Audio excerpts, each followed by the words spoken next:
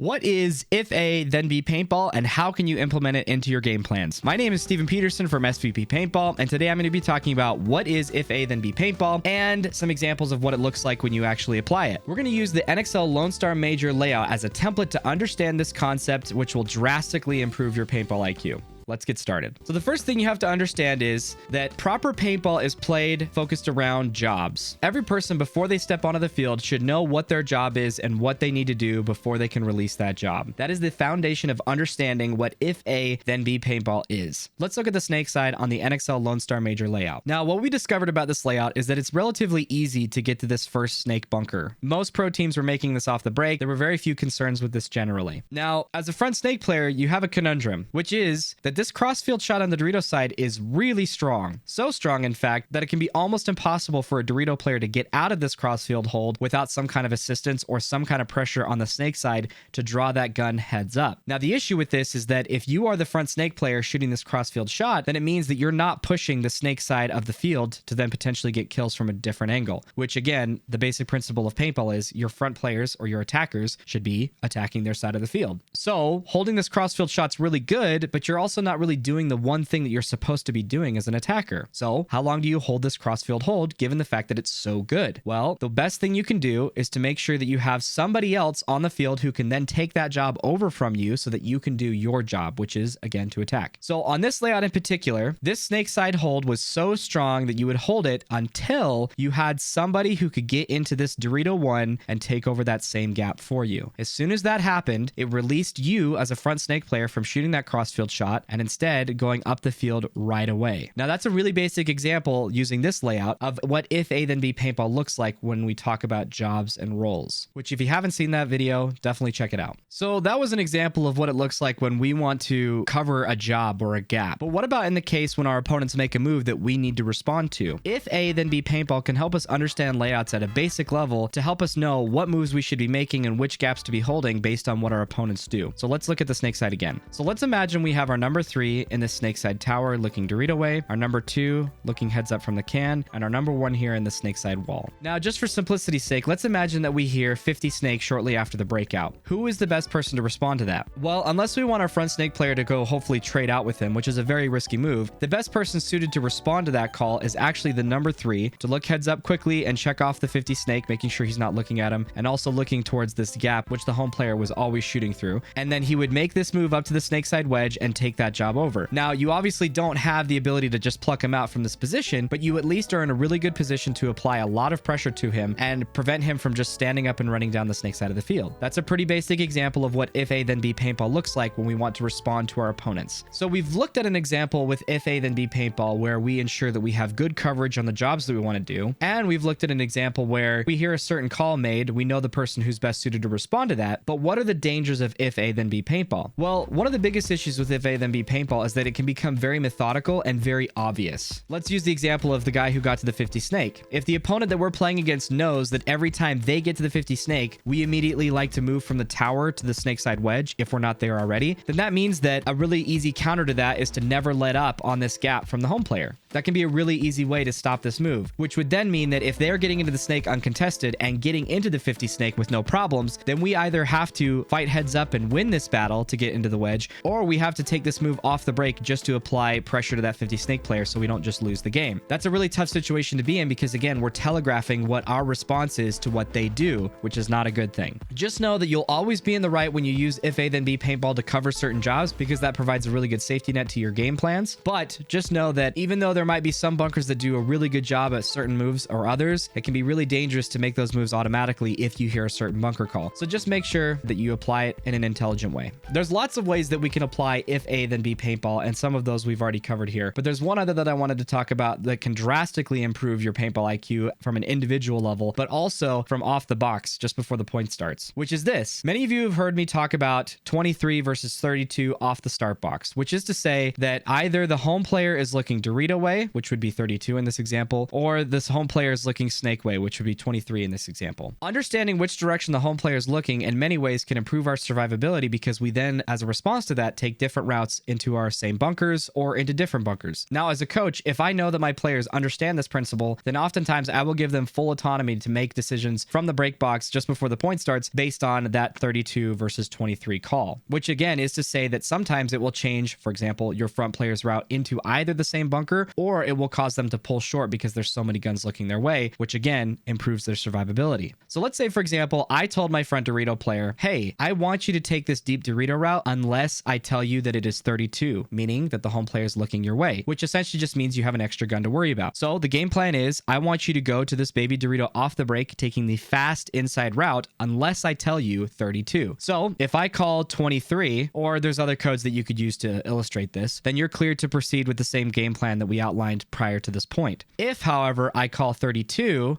then that means that I want you to go to the can instead and just get there alive. Now, what does our number 2 player do? Well, to facilitate this kind of if A then B style, I would almost always have to have my number 2 player doubling up the home or just being the only guy there, so he creates enough room for his front player to make that decision. What you don't want to have is a situation in which you tell your front player to run to this baby Dorito and you're sending your number 2 to this can regardless of what the call is, and then call 32 only to have 2 people go to the same bunker. That is definitely not good. So just make sure that if you use this if A then B paintball style off the box or incorporate it in your game plans for your players, that you make sure that you bake in safety nets to prevent you from double stacking certain bunkers or from creating a lot of traffic jams off the box. Hopefully this helps you understand what if A then B paintball is, because I'm going to be saying it a lot on the Go Sports broadcast, which I hope to see you there in the coming events for the rest of this year. But let me know if you have other questions related to this topic down in the comments below. As always, if you like this video, please hit the like button. If this is my second or third video that you're watching, please consider subscribing to the channel. That helps me out a lot, and I'll see you guys next time.